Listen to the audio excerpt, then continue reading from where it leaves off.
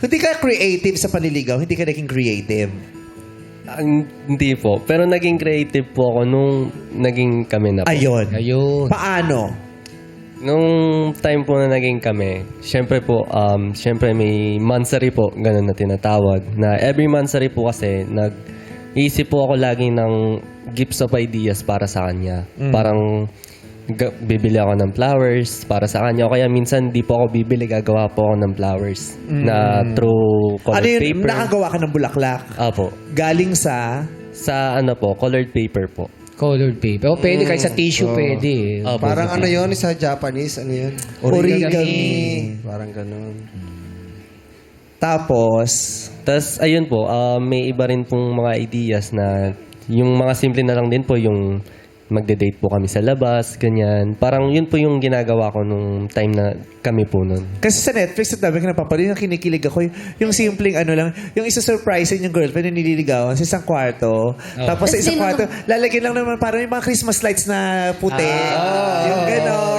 yes, yes. Oo, tapos meron lang silang ano, yung beanbag. Upo Yes, sila doon. yes. Tapos may nakalagay lang na ano, will you say yes?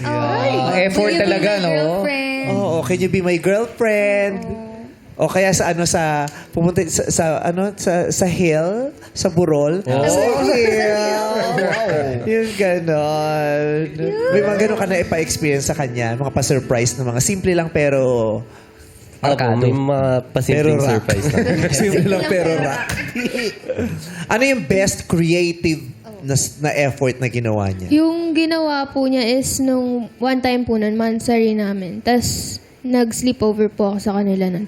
Tapos, nawala po siya nun eh. Nawala po siya nun. Tapos, sabi niya, maghahanda lang daw siya ng food kasi gutom, ganun, kakain. Tapos, ang tagal na mga 12 na wala pa po siya. Tapos, nagulat ako.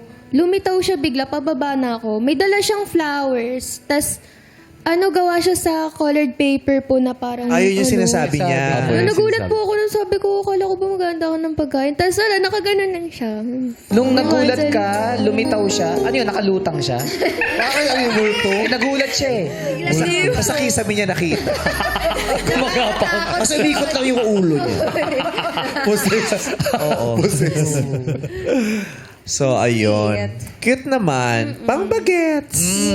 Diba? Nakakatuwa yung mga ganyan.